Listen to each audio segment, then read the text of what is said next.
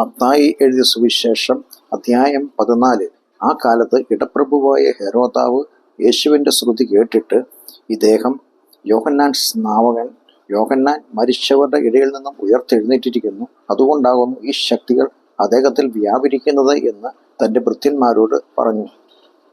ഹെരോദാവ് തൻ്റെ സഹോദരനായ ഫിലിപ്പോസിൻ്റെ ഭാര്യ ഹെരോദിയ നിമിത്തം, അവൾ അങ്ങേക്ക് ഭാര്യയായിരിക്കുന്നത് വിഹിതമല്ല എന്ന് യോഹന്നാൻ ഹെരോദാവോട് പറഞ്ഞതുകൊണ്ട് തന്നെ യോഹന്നാനെ പിടിച്ചുകെട്ടി തടവിലാക്കിയിരുന്നു.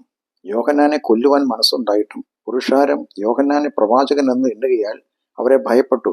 എന്നാൽ ഹെരോദാവിൻ്റെ ജനന ദിവസം ആയപ്പോൾ ഹെരോദിയയുടെ മകൾ സഭാമധ്യേ നൃത്തം ചെയ്തു ഹെരോദാവിനെ പ്രസാദിപ്പിച്ചു.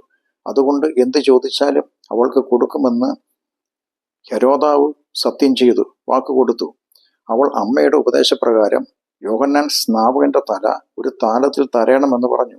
രാജാവ് ദുഃഖിച്ചു. എങ്കിലും ചെയ്ത സത്യത്തെയും വിരുന്നുകാരെയും വിചാരിച്ച് അത് കൊടുപ്പാൻ കൽപ്പിച്ചു. ആളയച്ചു. തടവിൽ യോഹന്നാനെ ശിരച്ഛേദം ചെയ്യിച്ചു. യോഹന്നാന്റെ തല ഒരു താലത്തിൽ കൊണ്ടുവന്ന് ബാലയ്ക്ക് കൊടുത്തു. അവൾ അമ്മയ്ക്ക് കൊണ്ടുപോയി കൊടുത്തു. യോഹന്നാന്റെ ശിഷ്യന്മാർ ചെന്ന് കുടലെടുത്ത് കുഴിച്ചിട്ടു. പിന്നെ വന്ന് യേശുവിനെ അറിയിച്ചു. അത് കേട്ടിട്ട് യേശു അവിടം വിട്ട് പടകിൽ കയറി നിർജ്ജനമായൊരു സ്ഥലത്തേക്ക് വേറിട്ട് വാങ്ങിപ്പോയി. പുരുഷാരം അത് കേട്ട് പട്ടണങ്ങളിൽ നിന്നും കാൽനടയായി യേശുവിൻ്റെ പിന്നാലെ ചെന്നു. യേശു വന്നു വലിയ പുരുഷാരത്തെ കണ്ടു.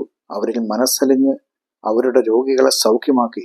വൈകുന്നേരമായപ്പോൾ ശിഷ്യന്മാർ യേശുവിൻ്റെ അടുക്കൽ ചെന്ന്, ഈ സ്ഥലം മരുഭൂമിയല്ലോ, നേരവും വൈകി. പുരുഷാരം ഗ്രാമങ്ങളിൽ പോയി ഭക്ഷണ സാധനങ്ങൾ കൊള്ളേണ്ടതിന് അവരെ പറഞ്ഞയക്കണം എന്ന് പറഞ്ഞു.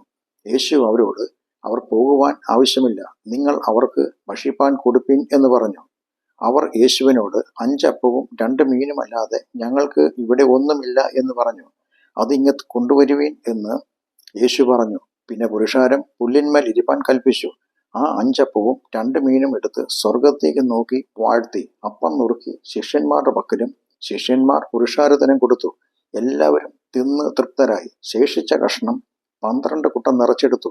തിന്നവരോ സ്ത്രീകളെയും പൈതങ്ങളെയും കൂടാതെ ഏകദേശം 5000 പുരുഷന്മാർ ആയിരുന്നു.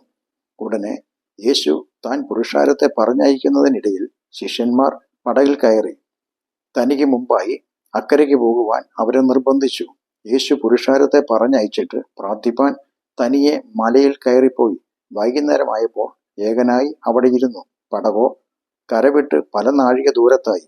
കാറ്റ് പ്രതികൂലമാകൊണ്ട് തിരകളാൽ വലഞ്ഞിരുന്നു. രാത്രിയിലെ 4 യാമത്തിൽ യേശു കടലിന്മേൽ നടന്ന് അവരുടെ അടുക്കൽ വന്നു. യേശു കടലിന്മേൽ നടക്കുന്നത് കണ്ടിട്ട് ശിഷ്യന്മാർ ഭ്രമിച്ചു. അതൊരു ഭൂതം എന്ന് പറഞ്ഞ് പേടിച്ചു നിലവിളിച്ചു. ഉടനെ യേശു അവരോട്, ധൈര്യപ്പെടുവിൻ, ഞാനാകുന്നു, പേടിക്കേണ്ട എന്ന് പറഞ്ഞു. അതിന് പത്രോസ്, കർത്താവേ, അങ്ങ് ആകുന്നുവെങ്കിൽ ഞാൻ വെള്ളത്തിന്മേൽ അങ്ങയുടെ അടുക്കൽ വരേണ്ടതിനെ കൽപ്പിക്കണമെന്ന് പറഞ്ഞു. വരിക എന്ന് യേശു പറഞ്ഞു. പത്രോസ് പടകിൽ നിന്നിറങ്ങി യേശുവിൻ്റെ അടുക്കൽ ചെല്ലുവാൻ വെള്ളത്തിന്മേൽ നടന്നു. എന്നാൽ പത്രോസ് കാറ്റ് കണ്ട് പേടിച്ച് മുങ്ങിത്തുടങ്ങുകയാൽ, കർത്താവേ, എന്നെ രക്ഷിക്കണമേ എന്ന് നിലവിളിച്ചു. യേശു ഉടനെ കൈനീട്ടി പത്രോസിനെ പിടിച്ചു. അല്പവിശ്വാസിയെ, നീ എന്തിന് സംശയിച്ചു എന്ന് പറഞ്ഞു. അവർ പടകിൽ കയറിയപ്പോൾ കാറ്റ് അമർന്നു. പടകിലുള്ളവർ, അങ്ങ് ദൈവപുത്രൻ, സത്യം എന്ന് പറഞ്ഞ് യേശുവിനെ നമസ്കരിച്ചു.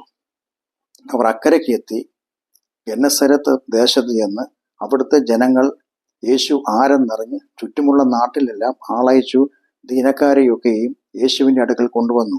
യേശുവിൻ്റെ വസ്ത്രത്തിൻ്റെ തൊങ്ങൽ മാത്രം തൊടുവാൻ അനുവാദം ചോദിച്ചു. തൊട്ടവർക്ക് ഒക്കെയും സൗഖ്യം വന്നു.